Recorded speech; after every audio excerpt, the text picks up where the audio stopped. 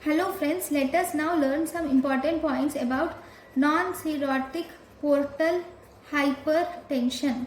So what do you see in non-cirrhotic portal hypertension? This is characterized by features of portal hypertension with moderate or large splenomegaly. You are seeing features of portal hypertension with moderate or large splenomegaly with absence of liver cell failure. There is portal hypertension, there is splenomegaly, but there is no renal cell failure.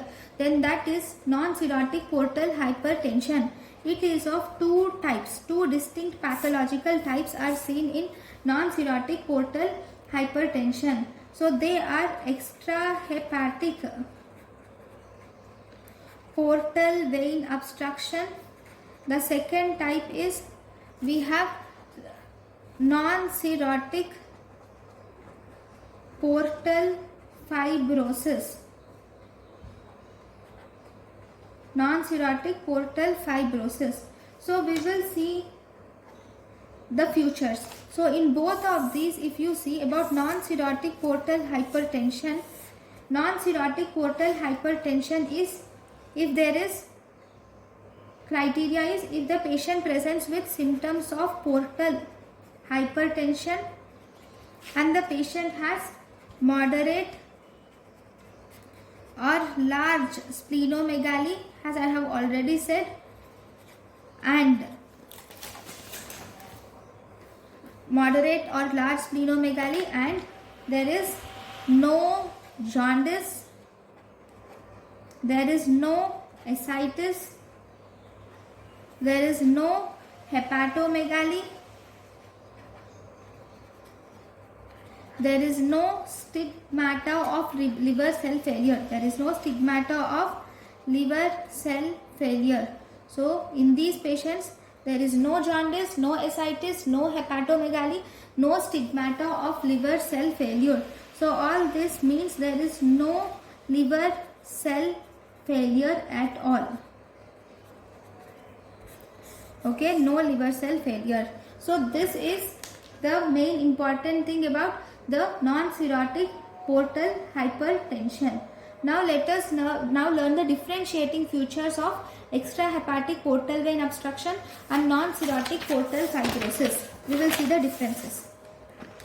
Now, if you see extrahepatic portal vein obstruction and non-cirrhotic portal fibrosis. So if you see the differences, first extrahepatic portal vein obstruction, here there is, if this is the liver and these are the portal veins, these are veins, I am not drawing the things, and if there is obstruction here outside, then that is extrahepatic portal obstruction.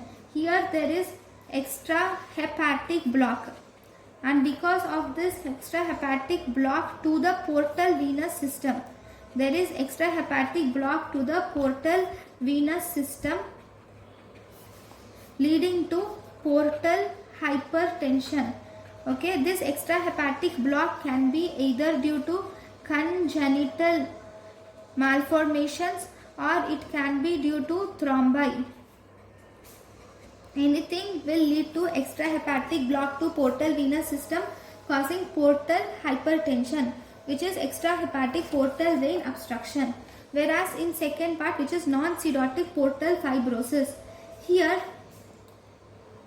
this is characterized by widespread fibrosis. Here there is widespread fibrosis of the liver is seen. There is widespread fibrosis of the liver mainly in the portal tracts or in the subcapsular tract. There is widespread fibrosis of liver, or rarely it is seen in perisinusoidal tract. Widespread fibrosis of liver is seen in portal, subcapsular and perisinusoidal region, thus leading to wide variation in normal architecture. Okay, so this is about non-cirrhotic portal hypertension. Here there is no cirrhosis. So here inside there will be portal fibrosis in the portal, subcapsular or perisinusoidal region. Then if you see the next difference, extrahepatic portal venous obstruction, non-cirrhotic portal fibrosis. So this extrahepatic portal vein obstruction is common in children, that is first to second decade. It is common in children between first and second decade, whereas non-cirrhotic portal fibrosis will occur in adults third and fourth decade. Okay, this presents in two groups actually. It is bimodal. One has, I have already said it is in children, that is first and second decade in the children. Okay, this will be leads to congenital malformations. Okay, causing it. And second, we have in adults, you can see this, that is in fourth and fifth decade in the adults, causing a thrombotic event. A thrombotic event leading to extrahepatic venous block in adults. Whereas in non-cirrhotic portal hypertension, it occurs in young adults between third to fourth decade. Then if we see the gender, extrahepatic portal venous obstruction is most common in males followed by females. Non-cirrhotic portal fibrosis is common in females followed by males, more common in females. Then if you see the symptoms, the onset of symptoms in extrahepatic portal venous obstruction are gradual. Even in non-cirrhotic portal fibrosis, the symptoms are gradual, symptoms are seen.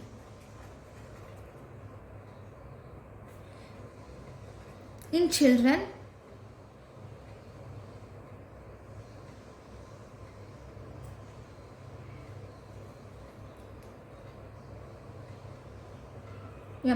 if this occurs in children, you see gradual fibrosis symptoms in children.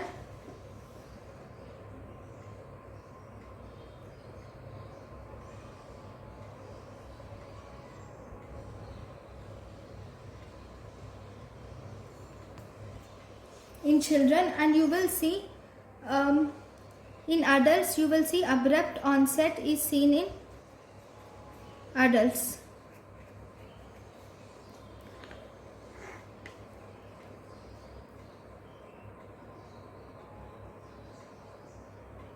Actually, I am sorry.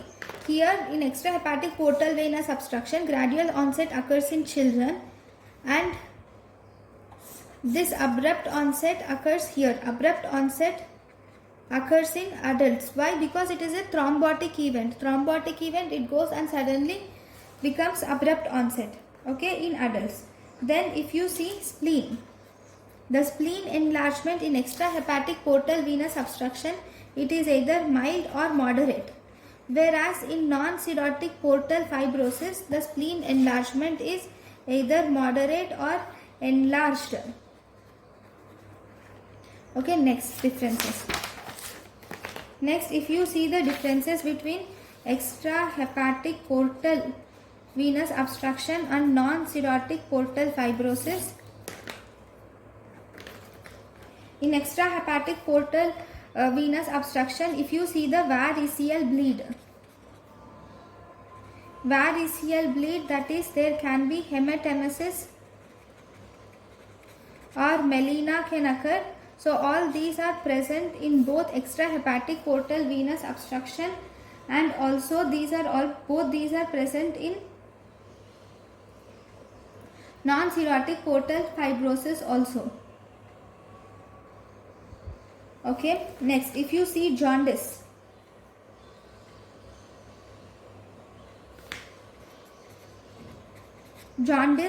ascites and encephalopathy. Actually, jaundice, ascites and encephalopathy are completely absent in extrahepatic portal venous obstruction and non-cirrhotic portal fibrosis.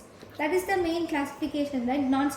In this non-cirrhotic portal hypertension, you will see both these are being absent. There is no liver cell involvement. Because there is no liver cell involvement, LFT is normal in both these patients. Then, if you see the site of block along portal venous system, if you see the site of block here in extrahepatic portal venous obstruction, the block is mainly the large vessel, large branches. Here the large branches which are outside the liver are thrombosed. Okay, here there is involvement of either main trunk, or here there is involvement of either first order branches are involved. So this is about extrahepatic portal venous obstruction. Then what about the involvement in the non-cirrhotic portal fibrosis? Here small branches are involved. Small branches, especially the third order branches and fourth order branches are involved. Third order and fourth order branches are involved in non-cirrhotic portal fibrosis. Then if you do on USG examination, you will see in extrahepatic portal venous obstruction, you will see portal vein or splenic vein block is seen, which appears as portal. You will see presence of portal vein or splenic vein block is seen in extrahepatic portal venous obstruction, whereas there is normal splenoportal axis is seen in non-cirrhotic portal fibrosis. Okay, so these are the main features of extrahepatic portal venous obstruction and non-cirrhotic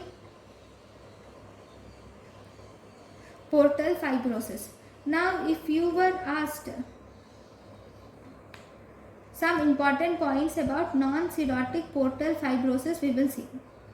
Okay, this non-cirrhotic portal fibrosis, we will see some important points. Now this non-cirrhotic portal fibrosis,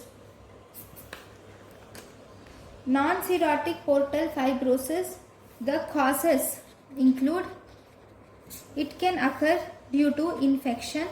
In the infection, it is common due to infection of malaria or E. coli. Then it can occur due to chemical infection. Chemicals like arsenic and vinyl chloride will cause non-cirrhotic portal fibrosis, and even immune mechanisms will also result in non-cirrhotic portal fibrosis. Now, if you were asked some one-liners, what is the most common cause of portal hypertension? Overall, the most common cause of portal hypertension in USA. First most common cause, it is cirrhosis.